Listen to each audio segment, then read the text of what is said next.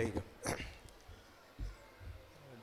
Director Abdul Rauf Saqafi, ഏറ്റവും ബഹുമാന്യനായ അരൂർ വടുതല സംയുക്ത കാളി, എൻ്റെ ഏറ്റവും ബഹുമാന്യനായ സൗഹൃദവുമായ PMS തങ്ങൾ വടുതല, സുബൈർ മാസ്റ്റർ, കബീർ ഹാജി ഉൾപ്പെടെയുള്ള സദസ്സിലും വേദിയിലും സദസ്സിലും ഇരിക്കുന്ന പ്രിയപ്പെട്ടവരെ, പ്രിയപ്പെട്ട കുട്ടികൾ, റസാ ഗാർഡൻ്റെ 9ാം വാർഷികത്തോടനുബന്ധിച്ച് നടക്കുന്ന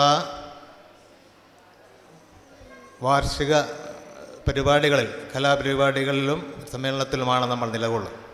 ഇവിടെ ബഹുമാന്യനായ തങ്ങൾ സൂചിപ്പിച്ചു, നമ്മുടെ ആധുനിക കാലഘട്ടത്തിൽ മുസ്ലിങ്ങൾ നേരിടുന്ന വെല്ലുവിളികൾ, ഒരുപാട് വെല്ലുവിളികളുണ്ട്.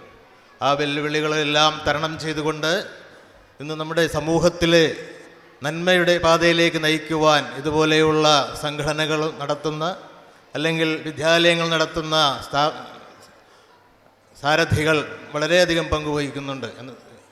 ഈ ആധുനിക കാലഘട്ടത്തിൽ കലയുടെ പ്രസക്തി തീർച്ചയായും ഇസ്ലാമിനെ സംബന്ധിച്ച് പറയുമ്പോൾ ഇസ്ലാമിന് കലയും സാഹിത്യവുമായിട്ട് ബന്ധമൊന്നുമില്ല എന്ന രീതിയിലാണ് പലപ്പോഴും ചർച്ചകൾ വരുന്നത്. എന്നാൽ സത്യമെന്താണ്? കലാ സാഹിത്യരംഗത്ത് കേരളത്തിൻ്റേതായ തനതായ സംഭാവനകൾ നൽകിയിട്ടുള്ളവരാണ് മുസ്ലിങ്ങൾ. അതിനുമപ്പുറം പ്രവാചകൻ സല്ലല്ലാഹു അലൈഹി വസല്ലം തങ്ങളുടെ കാലഘട്ടത്തിന് മുമ്പ് തന്നെ അറേബ്യയിൽ സാഹിത്യമുണ്ടായിരുന്നു, കവിതയുണ്ടായിരുന്നു. പല പല അവരുടെ കവിതകൾ, ഏറ്റവും നല്ല തിരഞ്ഞെടുക്കപ്പെട്ട കവിതകൾ കഅബ ഷരീഫിൽ അന്ന് പ്രദർശിപ്പിക്കുമായിരുന്നു. സപ്ത കവികൾ എന്നറിയപ്പെടുന്നവരുടെ കവിതകൾ പ്രദർശിപ്പിച്ചിരുന്ന കാര്യമൊക്കെ ഇസ്ലാമിക ചരിത്രത്തിലുണ്ട്. പ്രവാചകൻ സല്ലല്ലാഹു അലൈഹി വസല്ലം തങ്ങൾ വന്ന ശേഷം അതിന് അദ്ദേഹത്തിൻ്റെ ആസ്ഥാന കവികളുണ്ടായിരുന്നു. അതിനു മുമ്പ് അമുസ്ലിം കവികൾ രചിച്ച കവിതകൾ ധാർമ്മികതയുടെ കവിതകളാണെങ്കിൽ പ്രവാചകൻ അത് ചൊല്ലിക്കേൾക്കുവാൻ ആഗ്രഹം പ്രകടിപ്പിച്ചിരുന്നു എന്നും ചരിത്രത്തിൽ കാണാം.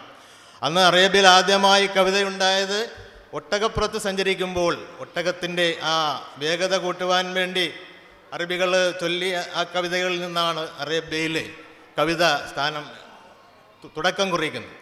പിന്നീട് കഅബ് സുഹൈൽ റളിയല്ലാഹു അൻഹു ഉൾപ്പെടെയുള്ള ഒരുപാട് കവികളുടെ കാര്യം, ആദ്യം അദ്ദേഹം നബി സല്ലല്ലാഹു അലൈഹി വസല്ലം ശത്രുവായിരുന്നു. ഒരുപാട് കവിതകൾ നബിക്കെതിരെ എഴുതുകയും അവസാനം എവിടെ കണ്ടാലും പിടിച്ചുകൊണ്ടുവരാനുള്ള ഉത്തരവിടുകയും ചെയ്തുവെങ്കിലും അവസാനം ഇസ്ലാമിലേക്ക് ശത്രുതകൾ അവസാനിപ്പിച്ചുകൊണ്ട് ഇസ്ലാമിലേക്ക് കടന്നു വരികയും ഇസ്ലാമിൻ്റെ ഏറ്റവും വലിയ പ്രചാരകനായ കവിയായി മാറുകയും ചെയ്യുന്ന കാഴ്ചയാണ് നമ്മൾ കണ്ടത്. അപ്പോൾ ഞാൻ പറഞ്ഞു വന്നത്, ഈ കവിതയും സാഹിത്യവും എന്ന് പറഞ്ഞാൽ അത് ഇസ്ലാമിക ചരിത്രത്തെ സംബന്ധിച്ചിടത്തോളം ഇസ്ലാമിക പ്രവാചകൻ്റെ കാലത്തിന് മുമ്പ് തന്നെ ഉണ്ടായിരുന്ന ആണെന്ന് ഞാൻ സൂചിപ്പിച്ചെന്നേ ഉള്ളൂ. അതുകൊണ്ട് മുസ്ലിങ്ങൾക്ക് ഒരിക്കലും അന്യമായ ഒരു കാര്യമല്ല കലയും സാഹിത്യവും. ഇപ്പോൾ കേരളത്തിൻ്റെ കാര്യം പറയുകയാണെങ്കിൽ ആദ്യത്തെ അറബി മലയാള കാവ്യമായ മുഹിയുദ്ദീൻ മാല, അത് കേരളത്തിലാണ് രൂപം കൊണ്ട് ചരിത്ര പ്രാധാന്യമുള്ള മുസ്ലിങ്ങളുടെ അല്ലെങ്കിൽ സുന്നികളുടെ ഒരു മാല എന്നുള്ള രീതിയിൽ അവരുടെ വർഷങ്ങളോളമായി 500 വർഷത്തിലധികമായി പ്രചാരത്തിലുള്ള മാലപ്പാട്ട് എന്ന രീതിയിൽ മാത്രമല്ല, കേരള ചരിത്രത്തിൽ തന്നെ വളരെയധികം പ്രാധാന്യമുള്ള ഒരു കാവ്യമാണ് ഖാദി മുഹമ്മദ് റളിയല്ലാഹു അൻഹു രചിച്ച മുഹിയുദ്ദീൻ മാല. അത് കഴിഞ്ഞ് ഇങ്ങോട്ട് വന്നു കഴിഞ്ഞാൽ മലയാളത്തിന് തനതായ ഒരു ഭാഷ തന്നെ സംഭാവന ചെയ്തവരാണ് മുസ്ലിങ്ങൾ. നമുക്കറിയാം, അറബി മലയാളം എന്ന ഒരു ഭാഷ സംഭാവന ചെയ്തു. മോയിൻകുട്ടി വൈദ്യരെ പോലെയുള്ള പ്രഗത്ഭമതികളുടെ കവിതകൾ ഇന്നും കഴിഞ്ഞ ദിവസം നമുക്കറിയാം തൃശ്ശൂരിൽ സമാപിച്ച സ്കൂൾ യുവജനോത്സവത്തിലടക്കമൊക്കെ പാടിക്കേട്ട ഇപ്പോഴും മുഴങ്ങുന്ന ഈരടികളാണ് മോയിൻകുട്ടി വൈദ്യരുടെ ബദർ പടപ്പാട്ടും മുഹദ് പടപ്പാട്ടുമൊക്കെ പാടി, അതിലെ വരികൾ പാടിയാണ് പലരും, മുസ്ലിങ്ങൾ മാത്രമല്ല കൂടുതലും അമുസ്ലിങ്ങളാണ് സമ്മാനങ്ങൾ വാരിക്കൂട്ടുന്നത്. വളരെ സ്ഫുടമായിട്ട് ആ അറബി മലയാളം ആലപിച്ചുകൊണ്ട് ആ കവിതകൾ, മോയിൻകുട്ടി വൈദ്യരുടെ കവിതകളൊക്കെ ചെല്ലുമ്പോൾ അതിൽ അറബി മലയാള സാഹിത്യത്തിലൂടെ കേരളത്തിന് നൽകിയ സംഭാവനകളാണ് നമ്മുടെ ഓർമ്മയിൽ വരുന്നത്. അദ്ദേഹത്തിന് നമുക്കറിയാം ഇപ്പോൾ അല്ലേ, പൂമകളാണേ ഹുസനുൽ ജമാൽ പുന്നാരത്താളം മികന്തേ ബീവി ഹെമങ്ങൾ മെത്തെ പണി ചിത്തിരം ആഭരണക്കോവ അണിന്തേ ബീവി. അതാരുടെ വരികളാണ്? ഇവിടെ മോയിൻകുട്ടി വൈദ്യരുടെ വരികളാണ്. എത്രയോ നാളായി പ്രചാരത്തിലുണ്ടായ, ഇന്നും സ്കൂൾ യുവജനോത്സവങ്ങളിൽ മുഴങ്ങിക്കേൾക്കുന്ന ഈ പാട്ട് അത് ബദറുൽ മുനീർ ഹുസ്നുൽ ജമാൽ എന്ന ആ കാവ്യത്തിലുള്ളതാണ്. അദ്ദേഹം രചിച്ചത് ആ വയസ്സ് കേട്ടാൽ ഏത് പ്രായത്തിലാണ് മോയിൻകുട്ടി വൈദ്യർ രചിച്ചത് കേട്ടാൽ നമുക്ക് അത്ഭുതം തോന്നും. 20-ാമത്തെ വയസ്സിലാണ്. തൻ്റെ 20-ാമത്തെ വയസ്സിലാണ് വിശ്വപ്രസിദ്ധമായ ആ ബദറുൽ മുനീർ ഹുസ്നുൽ ജമാൽ എന്ന കാവ്യം മോയിൻകുട്ടി വൈദ്യർ രചിക്കും. കേവലം 40 വയസ്സ് മാത്രം ജീവിച്ചിരിക്കാൻ കഴിഞ്ഞ ഒരു പ്രഗത്ഭമതിയായ കവിയായിരുന്നു മോയിൻകുട്ടി വൈദ്യർ. അദ്ദേഹത്തിൻ്റെ ആ കവിതകൾ ഈ 40 വയസ്സിനുള്ളിൽ വളരെ പ്രസിദ്ധമായ എത്രയോ കവിതകൾ അദ്ദേഹം രചിക്കുകയുണ്ടായി. ഞാൻ പറഞ്ഞു വന്നത് ഈ അറബി മലയാളവും അതേപോലെയുള്ള മറ്റ് സംഭാവനകളിലൂടെയും കേരളത്തിനും മുസ്ലിങ്ങൾ നൽകിയ ആ സംഭാവനകളുടെ തുടർച്ചയായിട്ടാണ് നമ്മളിന്ന് ഈ ആഘോഷങ്ങളും കലാപരിപാടികളും ഒക്കെ സംഘടിപ്പിക്കുന്നത്. അപ്പോൾ കലയും സാഹിത്യവും മുസ്ലിങ്ങൾക്ക് അന്യമാണ് എന്നൊരു വിചാരമൊന്നും ആർക്കും വേണ്ട. കാരണം അതിനൊരു നിയന്ത്രണം ഉണ്ടല്ലേ, ഒരു നിയമപരമായ ഒരു ധാർമ്മികതയുടെ അതിർവരമ്പുകളിൽ നിന്നുകൊണ്ട് ഏത് കലയും സാഹിത്യവും ഗാനങ്ങളുമെല്ലാം അത് അനുവദനീയമാണ് എന്നുള്ളതാണ് നമ്മുടെ പക്ഷം. അതുകൊണ്ട് പലപ്പോഴും സിനിമയിലായാലും നോവലിലൊക്കെ ആയാലും ഒരു റൗഡികൾ അല്ലേ, ഒരു പച്ച ബെൽറ്റൊക്കെ ഒരു പഴയ കയ്യിലൊക്കെ ചുറ്റിയിട്ട് ഒരു പച്ച ബെൽറ്റൊക്കെ ആയിട്ടുള്ള ഒരു റൗഡി ആയിട്ടൊക്കെ അവതരിപ്പിക്കുന്ന രീതിയിലുള്ള ആ പഴയ സങ്കല്പം മുസ്ലിങ്ങളെ സംബന്ധിച്ച് മാറ്റേണ്ടിയിരിക്കുന്നു എന്നാണ് ഞാൻ പറഞ്ഞു വന്നത്. ഈ കാലഘട്ടത്തിൽ വിദ്യാർത്ഥികൾ ഇപ്പോൾ നമുക്കറിയാം, ഇപ്പോൾ വായന അത് ഈ സ്കൂൾ തലത്തിൽ നമ്മൾ പ്രോത്സാഹിപ്പിക്കേണ്ട ഒരു കാര്യമാണ് വായന. ഇന്ന് നമ്മൾ വായനയോട് അകന്നു നിന്നുകൊണ്ട് ഇലക്ട്രോണിക് മാധ്യമങ്ങളുടെ പിടിയിലേക്ക് കടന്നു പോകുന്ന ഒരു സമയമാണ്. നമുക്കറിയാം, മൊബൈൽ ഫോണിൻ്റെ ലോകത്തേക്ക് ഒതുങ്ങിപ്പോകുന്ന ഒരു കാലം. ഒരു കൂട്ടുകുടുംബം എന്നുള്ളത് അന്യമായിരിക്കും. പണ്ടൊക്കെ ഞാൻ ഓർക്കുകയാണ്, ഞങ്ങളുടെ വീടുകളിലൊക്കെ എന്നെ സംബന്ധിച്ചിടത്തോളം എന്തെങ്കിലുമൊക്കെ എഴുതാൻ കഴിഞ്ഞിട്ടുണ്ടെങ്കിൽ അതിൻ്റെയൊക്കെ അടിസ്ഥാനം എൻ്റെ ഉമ്മ വാപ്പയുടെ ഉമ്മ എനിക്ക് പറഞ്ഞു തരുമായിരുന്ന അല്ലെങ്കിൽ പാടിത്തരുമായിരുന്ന ആ ചെറുപ്പത്തിൽ പറഞ്ഞു തരുമായിരുന്ന കഥകൾ, അതുപോലെ ബദർ പാട്ടുകൾ, ഉഹുദിലെ മാല, അതുപോലെ ശ്യാം യുദ്ധചരിത്രം, അങ്ങനെയൊക്കെ ഞാൻ ഇപ്പോഴും ഓർത്തുകയാണ്. ഞങ്ങളുടെ അവിടെ മണ്ണഞ്ചേരിയിൽ തങ്ങൾ അവർക്കറിയാം, കൂട്ടിങ്ങൽ ലത്തീഫ് മുസ്ലിയാർ എന്ന് പറയുന്ന അദ്ദേഹത്തിൻ്റെ ബുക്ക് സ്റ്റാൾ ഉണ്ടായിരുന്നു. ഞങ്ങളുടെ ഉസ്താദ് കൂടിയാണ്. അവിടെ നിന്ന് അത് വാങ്ങിച്ചുകൊണ്ട് വരാൻ പറയും ചരിത്രങ്ങൾ. അത് വായിച്ചിട്ട് നമ്മൾ വായിച്ച് കേൾപ്പിക്കണം. അതിന് പകരം നമ്മൾക്ക് ഒരേ കഥകൾ പറഞ്ഞു തരും. അന്ന് അതിൻ്റെ ആ ഉമ്മ പറഞ്ഞു തന്ന ആ കഥകളൊക്കെയാണ് പിന്നീട് എന്തെങ്കിലും എനിക്കൊരു കുറിക്കാനുള്ള ഒരവസരം ഉണ്ടാക്കി തന്നതെന്ന് ഞാൻ വിശ്വസിക്കുന്നു. എന്നാൽ ഇന്നതുപോലെയുള്ള ഉമ്മമാർ അല്ലെങ്കിൽ മുത്തശ്ശിമാരൊക്കെ നമ്മുടെ സമൂഹത്തിലുണ്ടോ? അത് ഉള്ളവരെയൊക്കെ ആണെങ്കിൽ നമ്മൾ വൃദ്ധസദനങ്ങളിൽ കൊണ്ടാക്കിയിരിക്കുകയാണ്. ബാക്കിയുള്ളതാണെങ്കിൽ നമ്മുടെ ഒരു ന്യൂക്ലിയർ കുടുംബവുമാണ് അല്ലേ. മുത്തശ്ശി അല്ലെങ്കിൽ ഉമ്മ എന്നൊക്കെ പറഞ്ഞാൽ പുതിയ കുട്ടികൾക്കും തലമുറകൾക്കുമൊക്കെ ഒരു അത്ഭുതമായിരിക്കും. കാരണം അവരെ കാണണമെങ്കിൽ വീടുകളിലില്ല, നമ്മൾ അഗതി മന്ദിരങ്ങളിൽ പോകണം അല്ലേ. കുട്ടികൾ അവരെ വളർത്തി വലുതാക്കി അവരെ ഒരു നിലയിൽ എത്തിച്ചു കഴിഞ്ഞാൽ അതിനുള്ള പ്രതിഫലമായിട്ട് ആദ്യം ഏറ്റവും അടുത്തുള്ള വൃദ്ധസദനം അല്ലെങ്കിൽ അഗതി മന്ദിരം നോക്കി അവിടെ കൊണ്ടാക്കുകയാണ് അതിന് പ്രതിഫലമായിട്ട് ഇന്നത്തെ മക്കൾ ചെയ്യുന്നത്. അപ്പോൾ ഞാൻ പറഞ്ഞു വന്നത്, അന്ന് അവർ പറഞ്ഞു തന്ന മുത്തശ്ശിമാരെ കുറിച്ചല്ലേ അവർ കഥകൾ പറഞ്ഞു തന്നിരുന്നു. ഇന്നത്തെ പോലെ ഒന്ന് പറഞ്ഞ് രണ്ടാമതിന് വേണമെങ്കിൽ ഇന്ന് നമ്മൾ കാണാം പത്രങ്ങൾ. പണ്ട് കുഞ്ഞിന് പറഞ്ഞതും പക്ഷെ പറഞ്ഞത് വായിക്കാതെ വളർന്നാൽ വളയുമെന്നാണല്ലേ. എന്നാൽ ഇന്നാണെങ്കിൽ വായിച്ചാൽ വളയുന്ന രീതിയിലുള്ള വാർത്തകളൊക്കെയാണ് പത്രങ്ങൾ വന്നുകൊണ്ടിരിക്കുന്നത്. പത്രങ്ങൾ നോക്കുവാൻ തന്നെ പേടിയാവുന്നു അല്ലേ. എന്തൊക്കെയോ വാർത്തകളാണ്, പീഡന വാർത്തകളായാലും ആത്മഹത്യയുടെ വാർത്തകളായാലും എല്ലാം വളരെ ദുഃഖകരമായ സങ്കടകരമായ വാർത്തകളിലൂടെയാണ് നമ്മൾ കടന്നുപോയിക്കൊണ്ടിരിക്കുന്നത്. നാം പറഞ്ഞു വന്നത്, പലർക്കും അത് വായിച്ചിട്ട് ഒരു ദിവസം കൊണ്ട് അല്ലെങ്കിൽ ഒരാഴ്ച കൊണ്ട് അതിൻ്റെ ചർച്ചകൾ കഴിഞ്ഞ് അപ്പോൾ അടുത്ത സംഭവം വന്ന് പിന്നെ അതിൻ്റെ ചർച്ചയിലേക്കാണ്. എന്നാൽ ഒരു എഴുത്തുകാരനെ സംബന്ധിച്ചിടത്തോളം ഒരിക്കലും ആ ചർച്ചകൾ എപ്പോഴും മനസ്സിൽ നിറഞ്ഞു നിൽക്കുകയാണ്. അവൻ്റെ മനസ്സിലൊരു വേദനയായിട്ട് ഈ സംഭവങ്ങൾ കിടക്കുകയാണ്. എന്നെ സംബന്ധിച്ചിടത്തോളം ഞാനിപ്പോൾ എഴുതിയിട്ടുള്ള ബാലസാഹിത്യ കൃതികളാണെങ്കിലും കഥകളാണെങ്കിലും ഒക്കെ ഇതുപോലെയുള്ള സംഭവങ്ങൾ മനസ്സിൽ കിടന്നിട്ട് പിന്നീട് അത് എഴുതുമ്പോൾ ഞാനത് ആ കഥയിൽ ഉപയോഗപ്പെടുത്തുകയാണ്. എൻ്റെ ഈ പുതിയ കഴിഞ്ഞ ദിവസം പ്രകാശനം ചെയ്യപ്പെട്ട ഒരു പുസ്തകമുണ്ട്, മഞ്ചാടിക്കുന്നിലെ സ്നേഹത്തുമ്പികൾ. അതിനു മുമ്പ് ഇറങ്ങിയ അപ്പുവിൻ്റെ കഥ, അമ്മയുടെയും. ഇതെല്ലാം ഓരോ സന്ദേശങ്ങൾ ഉൾക്കൊള്ളുന്ന കഥയാണ്. പ്രത്യേകിച്ച് ലഹരി മാഫിയക്കെതിരെയുള്ള പോരാട്ടങ്ങൾ അതിൽ വരുന്നുണ്ട്.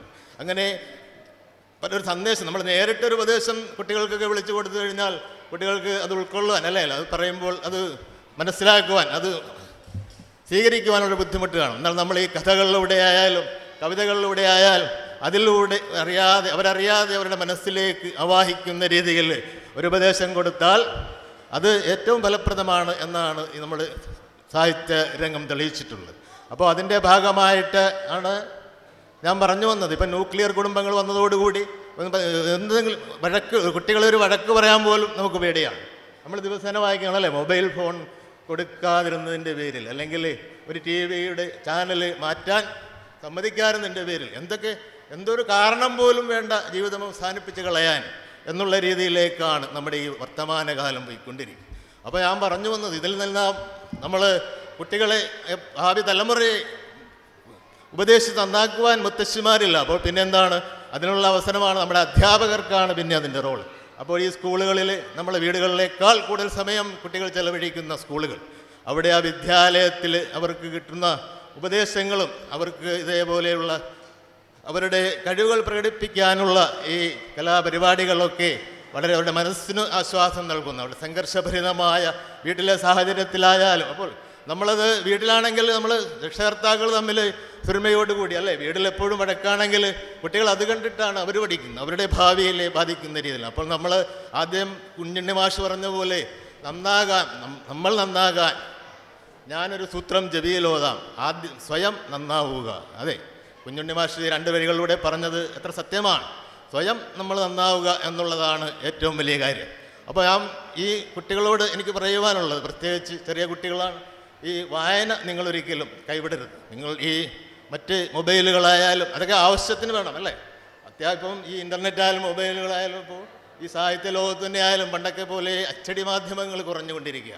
ഈ മൊബൈൽ, ഫേസ്ബുക്കിലൂടെ, വാട്സാപ്പിലൂടെ ദിവസേന എത്രയോ കവികളും കഥാകാരന്മാരും ഒക്കെയാണ് ഉദയം കൊള്ളുന്നത്. ഇപ്പോൾ കവികളെയൊക്കെ മുട്ടിയിട്ട് വഴി നടക്കാൻ പറ്റാത്ത ഒരു സ്ഥിതിയാണ്. ഞാൻ പറഞ്ഞു വന്നത്, അത്രയും അധികം കവികളുണ്ട്.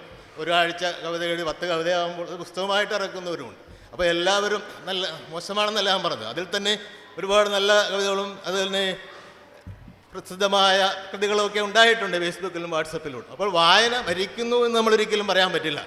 ഈ ഓരോ കൃതികളുടെ 50, 100, 200, 250 കോപ്പികളൊക്കെ പതിപ്പുകളൊക്കെ ഇറങ്ങി എന്ന് നമ്മൾ പത്രങ്ങൾ വായിക്കുമ്പോൾ തീർച്ചയായും വായന മരിച്ചു എന്ന് പറഞ്ഞ് നമ്മൾ പറയാം. കാരണം ഈ പതിപ്പുകളൊക്കെ ഇറങ്ങുന്നത് നമ്മൾ തന്നെ, കേരളത്തിലുള്ള ജനങ്ങൾ തന്നെ വാങ്ങി വായിക്കുകയാണ്. വായിക്കുന്നതുകൊണ്ടാണ് അത്രയും പതിപ്പുകൾ ഇറങ്ങുന്നത്.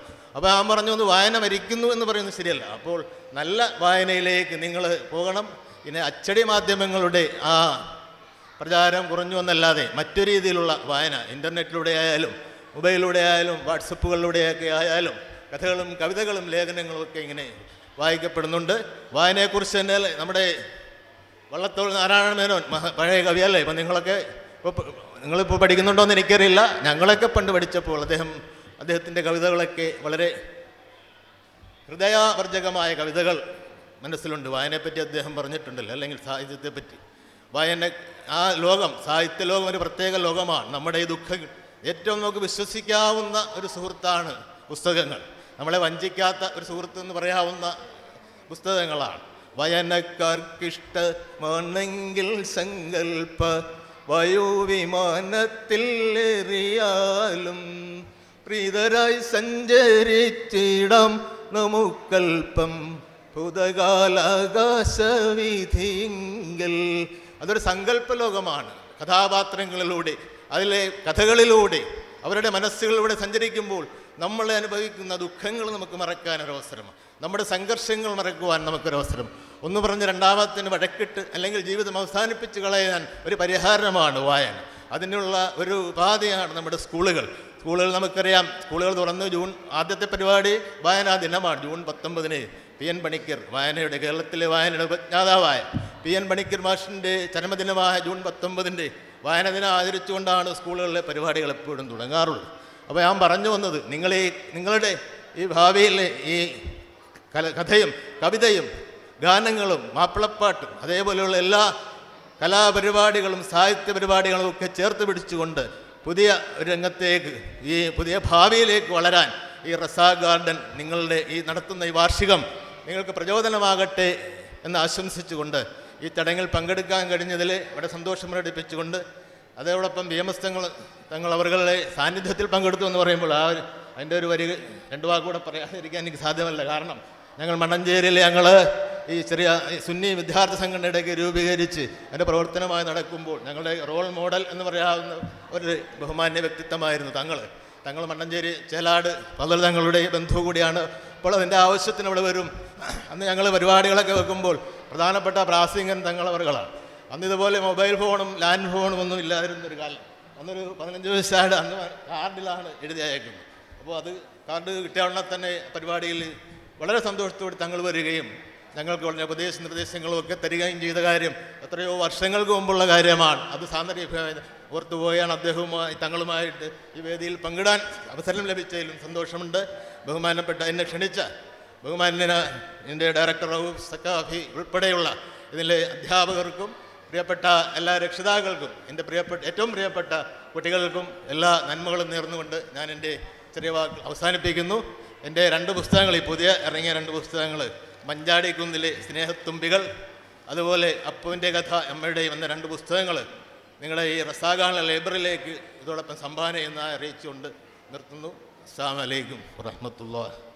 താങ്കളുടെ നല്ല വാക്കുകൾക്ക് നന്ദി. നൈന മണ്ണഞ്ചേരി അവർക്ക് സ്നേഹോപകാരം നൽകുന്നതിന് വേണ്ടി ബഹുമാനപ്പെട്ട PMS തങ്ങൾ ശാസ്ത്രി അവരെ ക്ഷണിക്കുന്നു. റസാ ഗാർഡൻ ഇംഗ്ലീഷ് സ്കൂൾ വടുതലയുടെ സ്നേഹോപഹാരം ബഹുമാനപ്പെട്ട PMS തങ്ങൾ വിശിഷ്ടാതിഥി നൈന മണ്ണഞ്ചേരിക്ക് കൈമാറുന്നു. അല്ലാഹു അക്ബർ.